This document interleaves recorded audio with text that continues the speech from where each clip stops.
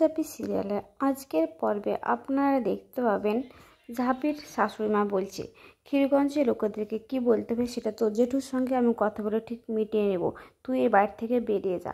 তখন ঝাঁপি বলছে আমি তো যেতে পারবো না, আমি আর এ বাড়ি থেকে যেতে পারবো না। তখন ওর শাশুড়িমা বলছে কি বললি? তো হ্যাঁ ঠিকই বলেছি, আমি এ বাড়ি থেকে কোথাও যাব না এ বলছে। তখন ওর শাশুড়িমা রেগে গিয়ে বলছে তুই কী বলছিস এটা? তো হ্যাঁ আমি যাব না, আজ থেকে এই মুহূর্ত থেকে আমি মেনে নিয়েছি যে এটা আমার শ্বশুর বাড়ি। একটা শ্বশুরবাড়িতে যেভাবে একটা বউ থাকে আমি সেভাবেই থাকবো, এখানে আমার থাকার অধিকার আছে, আমি যাব না। তখন ওর শাশুড়ি বলছে অধিকার? কিসের অধিকার? এ বিয়ে তো কেউ মানেই না। তখন ঝাঁপি বলছে কেউ মানুক বা না মানুক তা দেখে আমার লাভ নাই, কিন্তু আমি এখান থেকে কোথাও যাব না, আমি এখানেই থাকবো, এটা আমার নিয়তি এসব বলে। তখন ও শাশুড়ি আবার বলে কী বলছিস তুই এটা, তুই এখান থেকে চলে যা। তখন দীপ বলে ঝাঁপি তুই এসব কী বলছিস উল্টোপাল্টা কথা। তখন ঝাঁপি বলছে কেন দীপদা, তুমি কি ভুলে গেলে যে কালকে রাতের ঘটনাটা? তুমি কালকে রাতের ঘটনাটা কথা না ভেবে আবার কথাটা বলছো? আমি না, আমি ভুলে যেতে পারি না। আমি ভেবে নিয়েছি যে এটা মা ছাড়া লক্ষ্মী নিজের নিয়ে তুই এটা চাই, তাই এটা হয়েছে। আর ঠাম্মি কি বলেছিল তুমি সব ভুলে গেছো? তা আমি ঠাম্মির কথা মতো এ বাড়িতেই থেকে যাবো, ঠাম্মি যেটা বলেছে সেটা একদম ঠিক। তখন দীপ বলছে ঠাম্মি বয়স্ক মানুষ কি বলতে কি বলেছে, আর তুই ওর কথা শুনে এখানে থেকে যা বলছিস, এসব বলছে। তখন বলছে হ্যাঁ আমাকে এখান থেকে যেতেই হবে। তখন ঝাঁপির শাশুড়ি মামা বলছে দেখ ঝাঁপি, বেশি বাড়াবাড়ি করিস না, এবার থেকে এক্ষুনি বেরিয়ে যা। তখন ঝাঁপি বলছে আমি বাড়ি থেকে বেরোবো না, আমি এই বাড়িতেই থাকবো, বারবার করে বলছে। তখন দীপ বলছে ঝাঁপিকে ঝাঁপি তুই এসব কি বলছিস, তো এইসব কথা তো আমাদের মধ্যে ছিল না। তখন ঝাঁপি বলছে হ্যাঁ ছিল না, কিন্তু আমি বলতে বাধ্য হচ্ছি, আমি তোমার ভালোর জন্যে আমি এখানে থাকবো, আমার ভালোর জন্য হোক বা না হোক। আমি জানি এখানে থাকতে গেলে আমাকে শত কষ্ট শত কিছু অন্যায় করে থাকতে হবে, তবুও আমি এখানেই থাকবো, আমি এখান থেকে কোথাও যাব না এসব বলছে। তখন দীপ অবাক হয়ে যায়, ঝাঁপি এসব কী বলতে থাকছে তাই। আর ওর বোনেরা ভাই বোনেরা সবাই আনন্দে আত্মহারা হয়ে উঠেছে, যাক এতদিন ঝাঁপি ঠিকঠাক কথা বলতে পেরেছে তাই বলে। তখন দীপ আবারও বলছে ঝাঁপি এসব কী বলছিস, তুই তো জানিস আমি ইনকাকে ভালোবাসি। তখন বলছে হ্যাঁ আমি জানি তুমি ইনকাকে ভালোবাসো, সেটা তোমার ব্যাপার, আমি তো ভালোবাসা কারো কাছ থেকে জোর করে নিয়ে নিতে পারবো না, কিন্তু এই বাড়িতে আমি বইয়ের অধিকারে থাকতে পারবো, এই অধিকারটা আমি ঠিকই নিতে পারবো, সে তুমি যাই ভাবো না কেন আমাকে, আমি এখানেই থাকবো এসব বলে। তখন দীপ আবার বলে ঝাঁপি এসব কী বলছিস, তুই তো জানিস আমাদের বিয়েটা কীভাবে হয়েছিল তা। তো হ্যাঁ জানি, জামপোতা গ্রামে তুমি তো বলেছিলে যে বিয়েটা ভুলে যায় এসব, কিন্তু আমি ভুলেও গিয়েছিলাম, আমি এখান থেকে চলেও গিয়েছিলাম, আমি ভাবিনি কোনো দিন যে এখানে আবার আমাকে ফিরে আসতে হবে। তা ফিরে আসা তো দূরের কথা, এখানে আমি আসতে পারবো একটা বেলার জন্য সেটাও ভাবিনি, কিন্তু আমি আবার ফিরে এসেছি, তাই আমি এই বিয়েটা ভুলে যেতে চাই না, আমি এখান করেই থেকে যেতে চাই এসব বলে। তখন ইনকা বলে বিয়ে বিয়ে করছো কেন, বউ বউ করছো কেন, এখানে তুমি থাকবে, কিভাবে থাকবে, এখানে থাকতে পারবে না তুমি, তুমি ভুলে গেছো যে তুমি কি বলছো তা।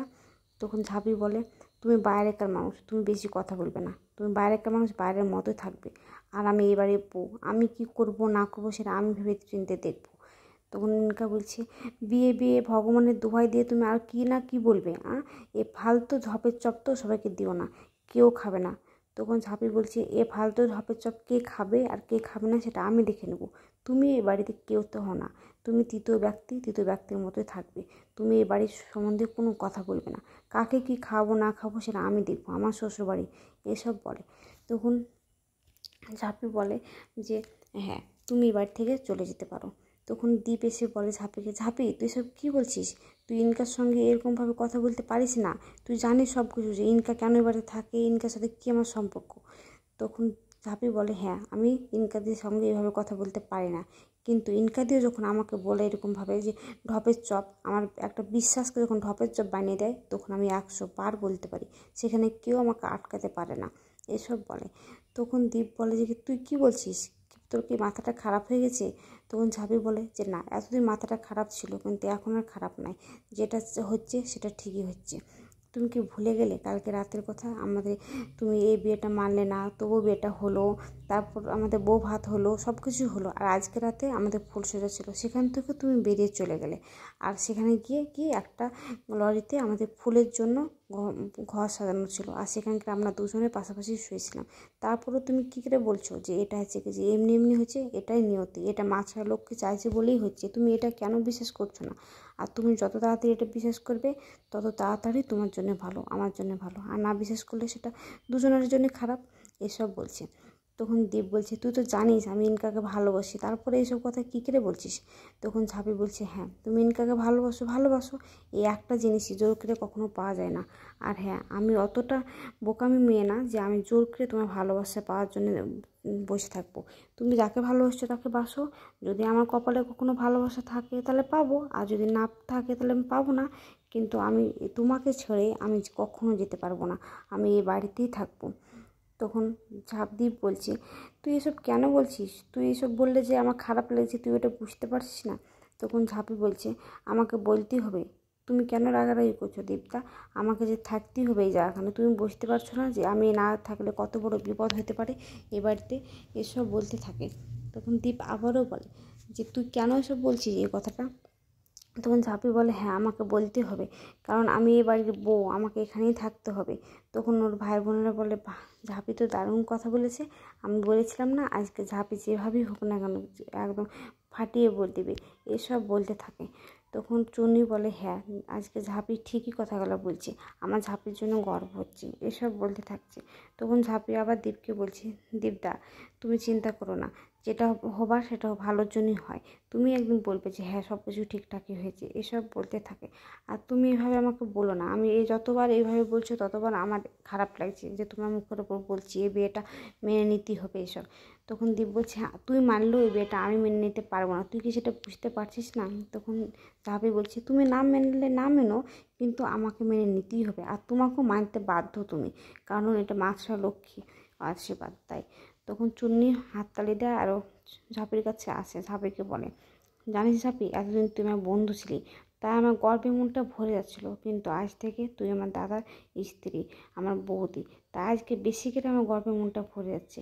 আমার মনে হচ্ছে যে আমি তোর মতো হইতে চাই, আমি তোর মতো। এ বলে ঝাঁপিকে জড়িয়ে ধরে।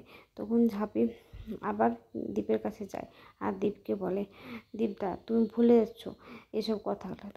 তখন দীপ বলছে যে, তুই এত অঙ্কই ভালো আসি, এসব মেয়ে এইসব কথা ভাবনা চিন্তা তোর মনে? তখন বলছে, হ্যাঁ আমি অঙ্কই ভালো বলি তো তাড়াতাড়ি হিসাবটা মেলাতে পেরেছি। তুমি কি ভুলে গেছো যে সরল অঙ্কের সব কিছুর উত্তর আগে থেকেই দেওয়া থাকে, শুধু আমাদেরকে একটু মিলিয়ে নিতে হয়।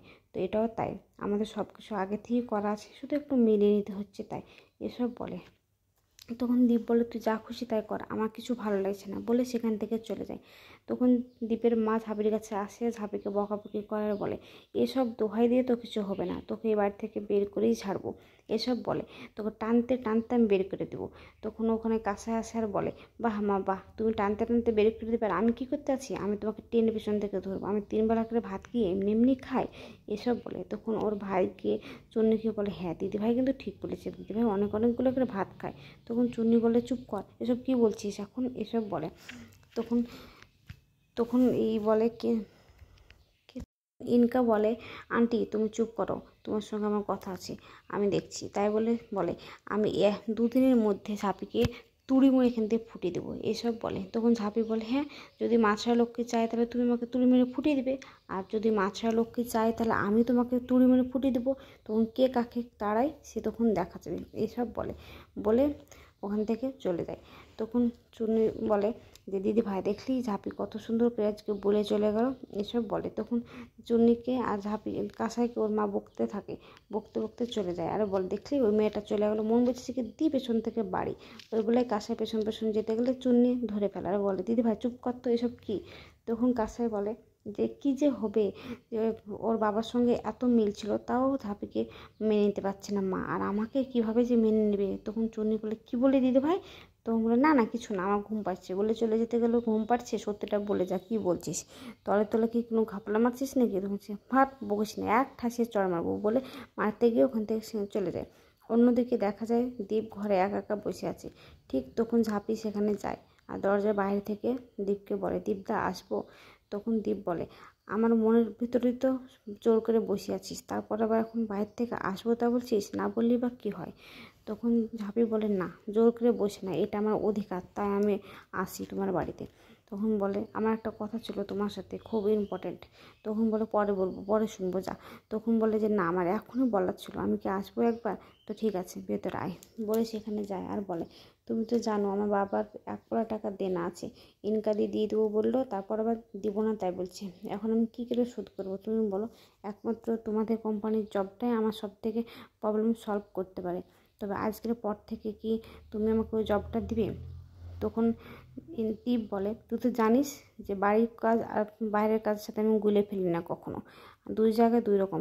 তোকে কখনো বলেছি যে আমি তো ওই কাজটা দিব না তাই? আর তোর জন্য ওরকম একটা মানুষের আমার ওই কোম্পানির জন্য খুব দরকার, তাই তোকে কাজটা করতেই হবে, এইসব বলে।